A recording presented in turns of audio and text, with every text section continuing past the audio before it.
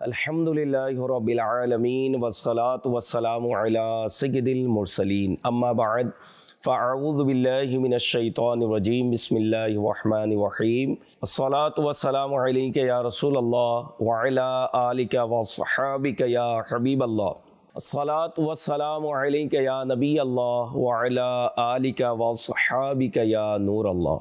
মাদানী চ্যানেলের দর্শকবৃন্দ, অনুষ্ঠান শ্রেষ্ঠ নবীর শ্রেষ্ঠ মোজেজা নিয়ে আপনাদের মাঝে উপস্থিত হয়েছি। আসুন ভালো ভালো নিয়ত সহকারে আমরা দেখার প্রস্তুতি নিই।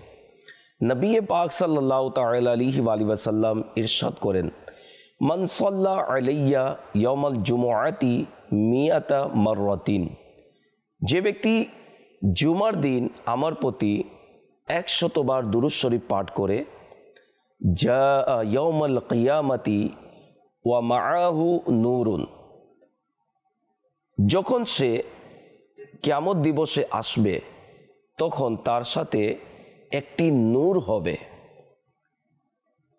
লাউ কুসিমা যালিকা নূরু বাইনাল খালকি কুল্লিহিম লাওয়াসাআহুম, যদি সে নূরকে সমস্ত মখলুকের মধ্যে বন্টন করে দেওয়া হয় তাহলে সবার জন্য যথেষ্ট হবে। সুবহানাল্লাহ, কত সুন্দর নবী পাক সাল্লাল্লাহু আলাইহি ওয়াসাল্লাম ইরশাদ করেছেন, লাউ কুসিমা যালিকা নূরু বাইনাল খালকি কুল্লিহিম লাওয়াসাআহুম, যদি সে নূরকে সমস্ত মখলুকের মধ্যে বন্টন করে দেওয়া হয় তাহলে সবার জন্য যথেষ্ট হবে। নবী পাক সাল্লাল্লাহু তাআলা আলাইহি ওয়াসাল্লাম তিনি হচ্ছেন নূর নবী। সে নূর নবীর প্রতি যদি কেউ দুরুদে পাক পড়ে, ইনশাআল্লাহ নূর নবীর ওসিলায় কিয়ামতের দিন তাকেও নূর দান করা হবে। আর সেই নূরের প্রভাব এমন হবে, নূর এত বরকতময় হবে, সমস্ত সৃষ্টির মধ্যে যদি বন্টন করা হয় সবার জন্য যথেষ্ট হবে একটি নূর। সুবহানাল্লাহ। আল্লাহ তাআলা নূরে মুস্তাফার ওসিলায় আমাদেরকে কিয়ামতের দিন নূর যেন দান করুক। সাল্লু আলাল হাবিব সাল্লাল্লাহু তাআলা আলা মুহাম্মদ সাল্লাল্লাহু আলাইহি ওয়াসাল্লাম। প্রিয় ইসলামী ভাইরা, মাদানী চ্যানেলের দর্শকবৃন্দ, নবী পাক সাল্লাল্লাহু তাআলা আলাইহি ওয়াসাল্লামের অন্যতম মোজেজা মেরাজ শরীফ সম্পর্কে পূর্বের পর্বেও শুনেছি। আজকের এই পর্বেও মেরাজ রজনীতে নবী পাক সাল্লাল্লাহু তাআলা আলাইহি ওয়াসাল্লাম কিছু গুনাহের আযাব সম্পর্কে তিনি অবলোকন করেছেন, প্রত্যক্ষ করেছেন, দেখেছেন, এবং সেই আযাব থেকে নিজের উম্মতকে বাঁচানোর জন্য নবী পাক সাল্লাল্লাহু আলাইহি সাল্লাম মেরাজ রজনী থেকে ফিরে আসার পর বিভিন্ন গুনাহের যে আযাব অবলোকন করেছেন সেটি বলে দিয়েছেন, যাতে উম্মত ওই সকল গুনাহ থেকে নিজেকে বিরত রাখে। যেমন বর্ণিত আছে, মেরাজ রজনীতে নবী পাক সাল্লাল্লাহু তাআলা আলাইহি ওয়াসাল্লাম এমন কিছু লোকের পাশ দিয়ে গমন করেছিলেন যাদের উপর কিছু ব্যক্তি নিযুক্ত ছিল। তাদের মধ্যে কিছু ব্যক্তি তাদের চোয়াল খুলে রেখেছে, আর কিছু ব্যক্তি তাদের মাংস কাটত এবং রক্তসহ তাদের মুখে পুড়ে দিচ্ছিল। নবী পাক সাল্লাল্লাহু তাআলা আলাইহি ওয়াসাল্লাম জিজ্ঞেস করলেন, হে জিবরাইল আলাইহিস সালাতু সালাম, এরা কারা? আরজ করলেন, এরা মানুষের গীবতকারী এবং তাদের দোষ অন্বেষণকারী। আল ইয়াযু বিল্লাহ। এক বর্ণনায় নবী পাক সাল্লাল্লাহু তাআলা আলাইহি ওয়াসাল্লাম যখন জাহান্নামে তাকালেন তখন সেখানে কিছু লোককে মৃতদের খেতে দেখলেন। রাসূল পাক সাল্লাল্লাহু তাআলা আলাইহি ওয়াসাল্লাম হযরত জিবরাইল আলাইহিস সালামকে জিজ্ঞাসা করলেন, হে জিবরাইল, এরা কারা? আরজ করলেন, এরা ওই সকল ব্যক্তি যারা মানুষের মাংস ভক্ষণ করত, অর্থাৎ গীবত করত। আল্লাহ তাবারক ওয়া তাআলা এই ভয়াবহ আযাব থেকে আমাদেরকে নিরাপদে রাখুন। এক বর্ণনা রয়েছে, মেরাজ রজনীতে নবী পাক সাল্লাল্লাহু তাআলা আলাইহি ওয়াসাল্লাম এমন কিছু নারী পুরুষের পাশ দিয়ে গমন করলেন যারা আপন বুকের সাথে ঝুলন্ত অবস্থায় ছিল। নবী পাক সাল্লাল্লাহু আলাইহি সাল্লাম জিজ্ঞেস করলেন, হে জিবরাইল, এরা কারা?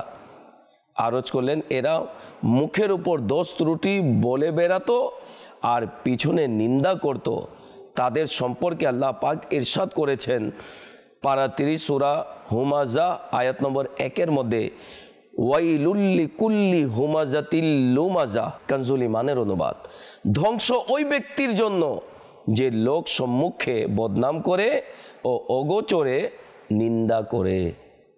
আবু দাউদ শরীফের হাদিস, নবী করিম সাল্লাল্লাহু তাআলা আলাইহি ওয়াসাল্লাম ইরশাদ করেন, আমি মেরাজ রজনীতে এমন কিছু লোকদের পাশ দিয়ে গমন করেছি যারা নিজেদের চেহারা ও বক্ষকে তামার নখ দ্বারা আঁচড়াচ্ছিল। আমি জিজ্ঞাসা করলাম, হে জিবরাইল আলাইহিস সালাতু সালাম, এরা কারা? নবী পাক সাল্লাল্লাহু তাআলা আলাইহি ওয়াসাল্লামকে জিবরাইল আমিন বললেন, ইয়া রাসূলুল্লাহ সাল্লাল্লাহু আলাইহি ওয়াসাল্লাম, এরা মানুষের মাংস খেত, অর্থাৎ গীবত করত এবং তাদের মর্যাদা ক্ষুণ্ণ করত। যারা গীবতের মধ্যে লেগে থাকেন, কঠিন পরিস্থিতি। আর এই বিষয়টি দেখা যায় মহিলাদের মধ্যে বেশি থাকে। প্রসিদ্ধ মুফাসির হাকিমুল উম্মাত মুফতি আহমদ ইয়ারখান নাঈমি রহমতুল্লাহ তাআলা উক্ত হাদিসের ব্যাখ্যায় বলেন, তাদেরকে চুলকানির আযাবে লিপ্ত করে দেয়া হলো এবং নখ তামার ধারালো ও তীক্ষ্ণ ছিল, তা দ্বারা বুক ও চেহারা চুলকাতো এবং ক্ষত করত। আল্লাহর পানা, এটা খুবই কঠিন আযাব। এই ঘটনা কিয়ামতের পর সংঘটিত হবে, যা নবী করিম সাল্লাল্লাহু আলাইহি ওয়াসাল্লাম নিজ চোখে দেখেছেন। তিনি আরও বলেন, এরা মুসলমানের গীবত করত, তাদের সম্মান ক্ষুণ্ণ করত। এই কাজ মহিলারা বেশি করে, তাদের এই থেকে শিক্ষা গ্রহণ করা উচিত।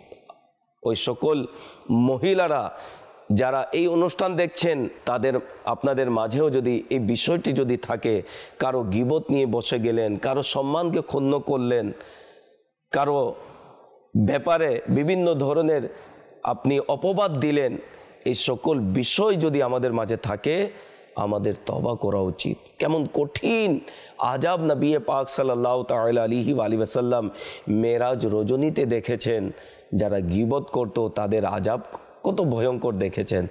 উম্মতের কান্ডারি নবী সাল্লাল্লাহু আলাইহি ওয়াসাল্লাম আমাদেরকে বাঁচানোর জন্য পূর্বে বলে দিয়েছেন যে এই গুনাহের আযাব এরকম আমি দেখেছি, যাতে আমরা উম্মত এই গুনাহ থেকে বাঁচতে পারি।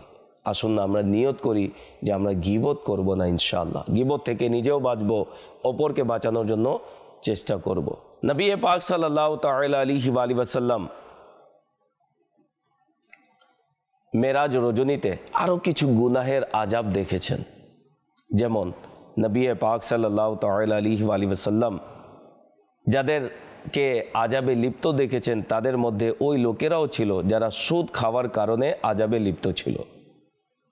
হযরতে সৈয়দনা সমুরা রাদিয়াল্লাহু তাআলা আনহু থেকে বর্ণিত, তিনি বলেন, নবী করিম সাল্লাল্লাহু আলাইহি ওয়াসাল্লাম ইরশাদ করেন, মেরাজ রজনীতে আমি একজন ব্যক্তিকে দেখলাম নদীতে সাঁতার কেটে কেটে পাথর গিলছিল। আমি জিজ্ঞাসা করলাম, এ কে? বলা হলো, এই ব্যক্তি সুদখোর।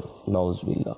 ইবনে মাজাহ শরীফের মধ্যে বর্ণিত রয়েছে, হযরতে সাইয়েদনা আবু হুরায়রা রাদিয়াল্লাহু তাআলা আনহু থেকে বর্ণিত, তিনি বলেন, নবী করিম সাল্লাল্লাহু আলাইহি ওয়াসাল্লাম ইরশাদ করেন, মেরাজ রজনীতে আমি কিছু লোকের নিকট গিয়েছি, তাদের পেট বড় বড় আকৃতির ছিল, আর এর ভিতরে সাপগুলো বাহির থেকে দেখা যাচ্ছিল। আমি জিজ্ঞাসা করলাম, হে জিবরাইল, এরা কারা? জিবরাইল আমিন আলাইহিস সালাতু সালাম বললেন, এরা সুদখোর। প্রসিদ্ধ মুফাসসির হাকিমুল উম্মাত হযরত মুফতি আহমদ ইয়ারখান নাঈমি রহমতুল্লাহ তাআলা এই হাদিসে পাকের আলোকে বলেন, যেহেতু সুদখোর লোভী হয়, তাই খায় কম, লোভ করে বেশি, এই জন্য তাদের পেট বাস্তবিকই বড় হয়ে যায়। মানুষের যে সম্পদ অন্যায়ভাবে গ্রাস করত, তা পেটে সাপ বিচ্ছুর আকৃতিতে দৃষ্টিগোচর হবে। আর যদি সামান্য একটি কীট সৃষ্টি হয়ে যায়, পেটে যদি কীট হয়ে যায়, তবে অসুস্থতায় বিগন্নতা ঘটে, মানুষ অস্থির হয়ে যায়। তখন বুঝে নিন যে যখন তার পেটে বিচ্ছুতে ভরে যায়, তখন তার কষ্ট অস্থিরতার অবস্থা কেমন হবে। মাআযাল্লাহ। বড় পেট দেখেছেন এবং সে পেটের মধ্যে সাপ এবং বিচ্ছু ছিল। হে সুদখোররা, আসুন আমরা তওবা করি। যদি এই বিষয় যদি আমাদের মাঝে থাকে, তওবা করে নিন। কয়েকটি পয়সার জন্য আপনি নিজের আখিরাতকে বরবাদ করে ফেলছেন। নিজেকে আযাবে লিপ্ত হতে আপনি ভয় করছেন না, তওবা করা উচিত। আজকে মরে যাবেন, আপনার সব সম্পদ দুনিয়াতেই থেকে যাবে। আজকে চোখ বন্ধ, আপনি নিঃস্ব, আপনি অভাবী। আসুন না, এ বদ অভ্যাস থেকে তওবা করে নিন। আল্লাহ তাআলা তওবাকারীর তওবাকে পছন্দ করেন। যদি তওবা করে নিই এবং যাদের প্রাপ্য রয়েছে তাদের প্রাপ্যকে যদি ফিরিয়ে দিই, ইনশাআল্লাহ আল্লাহ রিজিকের মালিক। আল্লাহ তাআলা আপনার কম আয়ের মধ্যে এমন বরকত দান করবেন যে আপনি কারো অভাবে পড়বেন না, কারো কাছে হাত পাততে হবে না। তওবা করে নিন। এই ভয়ঙ্কর আযাবে লিপ্ত হওয়ার ক্ষমতা এবং সহ্য করার ক্ষমতা আমাদের নেই। আল্লাহ তাআলা এই সকল আযাব থেকে আমাদেরকে বাঁচিয়ে রাখুক, আমিন। নবী পাক সাল্লাল্লাহু তাআলা আলাইহি ওয়াসাল্লাম মেরাজ রজনীতে এমন কিছু লোকও দেখেছেন যারা নামাজে অলসতা করার কারণে আযাবের সম্মুখীন হয়েছে। নবী পাক সাল্লাল্লাহু তাআলা আলাইহি ওয়াসাল্লাম এমন কিছু লোকের নিকট গমন করেন যাদের মাথা পাথর দ্বারা পিষ্ট করা হচ্ছিল। প্রতিবার পিষ্ট হওয়ার পর তা পূর্বের ন্যায় ঠিক হয়ে যেত এবং পুনরায় পিষ্ট করা হতো। এই ক্ষেত্রে কোনো অলসতা করা হতো না। হুজুর সাল্লাল্লাহু তাআলা আলাইহি ওয়াসাল্লাম হযরত জিবরাইল আলাইহিস সালামকে জিজ্ঞাসা করলেন, হে জিবরাইল, এরা কারা? আরজ করলেন, এরা হলো ওই লোক যাদের মাথা নামাজের কারণে বোঝা হয়ে থাকতো। নামাজকে মাযাল্লাহ বোঝা মনে করত, বসে থাকতো, সময় চলে যেত, নামাজ পড়তো না, নামাজকে কোনো মূল্যায়ন করতো না, মাযাল্লাহ আস্তাগফিরুল্লাহ। তাদেরকে এমন আযাব দেয়া হয়েছে যে পাথর দ্বারা মাথা পিষ্ট করে দেওয়া হলো। এবং মনে রাখবেন, যে আযাব কিয়ামতের দিন দেয়া হবে জাহান্নামে, এটি নয় যে তার কষ্ট অনুভব হবে না, না। দুনিয়াতে যে কষ্ট অনুভব হয়, মনে করেন দুনিয়াতে কোনো জীবিত মানুষের মাথাকে যদি পিষ্ট করে দেওয়া হয় কেমন কষ্ট হবে, এর চেয়ে বেশি কষ্ট হবে কিয়ামত দিবস। আর শুধু একবার নয়, বারংবার তার মাথা পিষ্ট হবে এবং মাথা ঠিক করা হবে, আবার পিষ্ট হবে, অর্থাৎ তাকে সেই যে কষ্ট তাকে অনুভব করানো হবে। কেমন ভয়ঙ্কর আযাব! যারা নামাজ পড়ে না তাদের তওবা করা উচিত। নিয়ত করুন যে যতদিন জীবিত থাকি ইনশাআল্লাহ 5 ওয়াক্তের নামাজ আদায় করব। ইসলামী বোনেরাও নিয়ত করুন যে ঘরের মধ্যে নামাজ আদায় করব। আল্লাহ তাআলা আমাদেরকে নামাজি হয়ে এই দুনিয়া থেকে বিদায় নেবার তৌফিক দান করুন। সাল্লু আলাল হাবিব সাল্লাল্লাহু তাআলা আলা মুহাম্মদ সাল্লাল্লাহু আলাইহি ওয়াসাল্লাম। মেরাজ রজনীতে নবী পাক সাল্লাল্লাহু তাআলা আলাইহি ওয়াসাল্লাম জাহান্নামে এমন কিছু লোককে দেখতে পেলেন যারা আগুনের ডালে ঝুলন্ত ছিল। নবী পাক সাল্লাল্লাহু আলাইহি ওয়াসাল্লাম জিজ্ঞেস করলেন, হে জিবরাইল আলাইহিস সালাম, এরা কারা? জিবরাইল আমিন আলাইহিস সালাতু সালাম আরজ করলেন, এরা ওই সব লোক যারা আপন মাতা পিতাকে গালি দিত। নাউযুবিল্লাহ। দুর্ভাগা ওই সন্তান যারা মা বাবাকে গাল মন্দ করে থাকে, গালি দিয়ে থাকে, মাযাল্লাহ। কাকে গালি দিচ্ছেন ভাই? কাকে গালি গালাজ করছেন? নিজের মাকে, নিজের বাবাকে, মাযাল্লাহ, আস্তাগফিরুল্লাহ। এর পূর্বে আমরা যেন ঈমানের সাথে বিদায় নিই যে আমাদের মুখ দ্বারা নিজের মা বাবাকে আমরা গালমন্দ করি। কেমন কঠিন আযাব নবী পাক সাল্লাল্লাহু আলাইহি সাল্লাম দেখেছেন যে আগুনের শিকড়ে তারা ঝুলন্ত অবস্থায় ছিল। আল্লাহ তাআলা আমাদেরকে মা বাবার আদব করার তৌফিক দান করুক এবং এই বদ অভ্যাস যদি আমাদের থাকে তাহলে আল্লাহ তাআলা আমাদেরকে এই বদ অভ্যাস থেকে বাঁচার তৌফিক দান করুক। মা বাবাকে গালমন্দ যারা করে কিয়ামতের দিন তারা আগুনের ডালে ঝুলন্ত অবস্থায় থাকবে। এই আযাব নবী পাক সাল্লাল্লাহু আলাইহি সাল্লাম দেখেছেন। আমাদেরকে বাঁচার জন্য তিনি পূর্বে বলে দিয়েছেন যাতে করে মা বাবার থেকে এই বেয়াদবিমূলক আচরণ যেন আমরা না করি, মা বাবার সাথে সুন্দরভাবে যেন কথা বলি। কোরআনুল করিম তো মা বাবার সাথে কথা বলার আদব আমাদেরকে শিখিয়েছে। জি হ্যাঁ, কোরআনুল করিমের মধ্যে আল্লাহ তাআলা সূরা বনি ইসরাইলের 23 নম্বর আয়াতে ইরশাদ করেছেন, ফালা তাকুল্লাহুমা উফিউ ওয়ালা তানহারহুমা ওয়াকুল্লাহুমা কওলান কারীমা। কানজুল ইমানের অনুবাদ। তবে তাদেরকে উফ বলো না এবং তাদেরকে তিরস্কার করো না, আর তাদের সাথে সম্মানসূচক কথা বলবে। উফ বলতে নিষেধ করা হয়েছে। উফ তো কোনো গালমন্দ নয়, নর্মাল একটি শব্দ। এটিও আল্লাহ তাবারক ওয়া তাআলা বলতে নিষেধ করেছেন। কেন? উফ শব্দ আমরা বিরক্ত বোধ যখন করি তখন বলে থাকি, উফ ভালো লাগছে না, উফ অনেক গরম, উফ কেমন কথা বলল। এই সকল বিষয় কোরআন আমাদেরকে দিক নির্দেশনা দিয়েছে কাদের সাথে কিভাবে কথা বলবো। মা বাবা অত্যন্ত মর্যাদা প্রাপ্ত আল্লাহর পক্ষ থেকে এক নেয়ামত আমরা পেয়েছি। এই নেয়ামতকে আমরা যেন কদর করি, সম্মান করি। কোনো দিন মাআযাল্লাহ আমাদের মুখে তাদের সম্পর্কে এমন কোনো কথা বের না হয় যার দ্বারা আমার আখিরাত বরবাদ হয়ে যাবে। আল্লাহ তাআলা এই কঠিন গুনাহ থেকে বাঁচার তৌফিক দান করুক। আমির আহলে সুন্নাত বলেন, দিল দুখানা छोड़ दे माँ बाप का, वरना है इसमें खसारा आपका, कर ले तौबा रब की रहमत है बरी, कब्र में वरना सजा होगी करी। सल्लु अलल हबीब সাল্লাল্লাহু তাআলা আলা মুহাম্মদ সাল্লাল্লাহু আলাইহি ওয়াসাল্লাম। মেরাজ রজনীতে নবী পাক সাল্লাল্লাহু তাআলা আলাইহি ওয়াসাল্লাম এমন লোককেও দেখেছেন যাদের ঠোঁট উটের ঠোঁটের মতো বড় বড় ছিল। তাদের উপর এমন লোক নিযুক্ত ছিল, তারা তাদের ঠোঁট ধরে আগুনের বড় বড় পাথর তাদের মুখে ঢালতো এবং তা তাদের নিচ দিয়ে বের হয়ে যেত। হুজুর নবী করিম সাল্লাল্লাহু তাআলা আলাইহি ওয়াসাল্লাম জিজ্ঞেস করলেন, হে জিবরাইল, এরা কারা? আরজ করলেন, এরা ওই সকল লোক।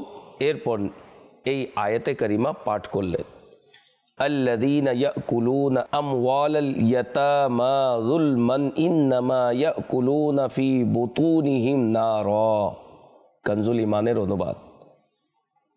যারা এতিমদের ধন সম্পদ অন্যায়ভাবে গ্রাস করে, তারা তো তাদের পেটের মধ্যে আগুনই ভর্তি করে। ইয়েতিমদের মাল যারা, সম্পদ যারা আত্মসাৎ করে, অন্যায়ভাবে গ্রাস করে, তাদের আযাব দেওয়া হয়েছে। তাদের ঠোঁট উটের মতো বড় বড় এবং আগুনের পাথর তাদের মুখে ভরে দেওয়া হচ্ছে। তা মুখ থেকে প্রবেশ করে পিছনের রাস্তা দিয়ে বের হয়ে যাচ্ছে। এই কঠিন আযাব যারা এতিমদের ধন সম্পদ অন্যায়ভাবে আত্মসাৎ করে, মনে রাখবেন এই অভ্যাসও দিনের পর দিন মানুষের মাঝে বেড়েই যাচ্ছে। দেখা যায় ভাতিজারা এতিম হয়ে গেল, তাদের নামে ধন সম্পদ। এখন তাদের ধন সম্পদের প্রতি লোভ করে আমরা তাদেরকে নিজের সাথে রেখে নিই আর তাদের দেখাশোনার কাজে লেগে যায়। উদ্দেশ্য কি? উদ্দেশ্য এটা নয় যে আমার ভাই মারা গিয়েছে, আমার ভাতিজারা এতিম, তারা নিঃস্ব অভাবেই যাবে কোথায়? তাদের লালন পালনের দায়িত্ব নিয়ে যেন আল্লাহ তাআলার দরবারে আমার কোনো মর্যাদা হয়ে যায়, এই নিয়ত থাকে না। থাকে কি? তাদের নামে অনেক জায়গা জমিন রয়েছে, এই জায়গা জমিনের প্রতি লোভ করে তাদেরকে আমরা নিজের বাসায় রাখি, যাতে করে কোনো সময় আমরা ওই জায়গা জমিন নিজের নামে যেন লেখাতে পারি। আজকে এই সম্পদ, ইয়েতিমের সম্পদকে আপনি আত্মসাৎ করলেন, হয়তোবা বাহ্যিকভাবে আপনি ধন্যাঢ্যবান হয়ে গেলেন, কিন্তু এই সম্পদ জানি না কোন দিন ধ্বংস হয়ে যাবে। দুনিয়াতে আপনি বিপদে পতিত হবেন, পরকালের কঠিন আযাব তো আছেই। যারা এতিমদের সম্পদকে অন্যায়ভাবে গ্রাস করে, আত্মসাৎ করে, এদের কঠিন আযাব নবী পাক সাল্লাল্লাহু আলাইহি সাল্লাম দেখেছেন, যা ইতিপূর্বে আমি বয়ান করেছি। তো প্রিয় ইসলামী ভাইরা, মাদানী চ্যানেলের দর্শকবৃন্দ, এই বদ অভ্যাস যদি আমাদের মাঝে কারো থাকে, তওবা করতে হবে। তওবার সাথে সাথে ইতিপূর্বে যে সকল এতিমদের সম্পদ আমরা আত্মসাৎ করেছি তাদেরকে ফিরিয়ে দিই, তাদেরকে দিয়ে দিই, ক্ষমাও চেয়ে নিই, আল্লাহর দরবারে তওবাও করে নিই। এই আপনার দেয়াটায় ফেরত দিয়ে দেয়া হয়তোবা এটি নাজাতের ওসিলা হয়ে যেতে পারে, হয়তোবা আপনার সম্মান আল্লাহ তাআলা দুনিয়া আখিরাতে বৃদ্ধি করে ফেলবে। আর যদি আপনি আত্মসাৎ করে আত্মগোপন যদি হয়ে যান, কেউ জানে না, কিন্তু আল্লাহ তাআলা জানে। অনেকে এতিমদের মাল সম্পদ আত্মসাৎ করার জন্য অনেক সময় এতিমদেরকে হত্যা করে ফেলে। নাউজুবিল্লাহ, আস্তাগফিরুল্লাহ। ইসলাম আমাদেরকে এই শিক্ষা দেয়নি। কোরআনুল কারীমে কঠিনভাবে আল্লাহ তাবারক ওয়া তাআলা এতিমদের সম্পদ খাওয়াকে নিষেধ করেছেন। আল্লাহ তাআলা আমাদেরকে এতিমদের হক আদায় করার তৌফিক দান করুন। সাল্লু আলাল হাবিব সাল্লাল্লাহু তাআলা আলা মুহাম্মদ সাল্লাল্লাহু আলাইহি ওয়াসাল্লাম। মাদানী চ্যানেলের দর্শকবৃন্দ, সময় একেবারে শেষ। আসুন মেরাজ রজনীতে নবী পাক সাল্লাল্লাহু আলাইহি সাল্লাম আরেকটি গুনাহের আযাব দেখেছেন, সে সম্পর্কে আমরা শুনব, এরপরে ইনশাআল্লাহ বিদায় নিব। নবী পাক সাল্লাল্লাহু তাআলা আলাইহি ওয়াসাল্লাম মেরাজ রজনীতে এমন কিছু লোকের নিকটও গমন করলেন যাদের অগ্রভাগ ও পশ্চাৎ ছিন্ন ভিন্ন হয়ে ঝুলছিল এবং তারা চতুষ্পদ প্রাণীর ন্যায় বিচরণ করে কাঁটাযুক্ত ঘাস, যার নাম হচ্ছে জাক্কুম বৃক্ষ এবং জাহান্নামের উত্তপ্ত পাথর গিলছিল। নবী পাক সাল্লাল্লাহু আলাইহি ওয়াসাল্লাম জিজ্ঞেস করলেন, হে জিবরাইল, এরা কারা? আরজ করলেন, এরা ওই সকল লোক যারা নিজের সম্পদের যাকাত দিত না। আল্লাহ পাক তাদের উপর অত্যাচার করেননি, আর আল্লাহ পাক বান্দার উপর অত্যাচার করেন না। আজকে সম্পদের মালিক হয়ে আপনি অনেক আরাম আয়েশের জীবন অতিবাহিত করছেন। আল্লাহ তাআলা আপনাকে সম্পদের নিয়ামত দিয়েছেন। যে আল্লাহ তাআলা সম্পদের নিয়ামত দিয়েছেন, সেই আল্লাহই হুকুম করেছে যাকাত বের করার। তো যাকাত যদি আমরা বের করে দিই, এর দ্বারা দুনিয়া এবং আখিরাতে আমাদের জন্য উপকার রয়েছে। উপকার কি? যাকাত বের করলাম, আমার অবশিষ্ট সম্পদ সে নিরাপদে থাকবে। যাকাত বের করে দিলাম, হকদারের হাতে পৌঁছিয়ে দিলাম, পরকালের আযাব থেকে আমি নিরাপদ থাকব। এবং এর অনেক গুণ বাড়িয়ে আল্লাহ তাবারক ওয়া তাআলা কিয়ামত দিবসে আমাকে প্রতিদান দান করবে।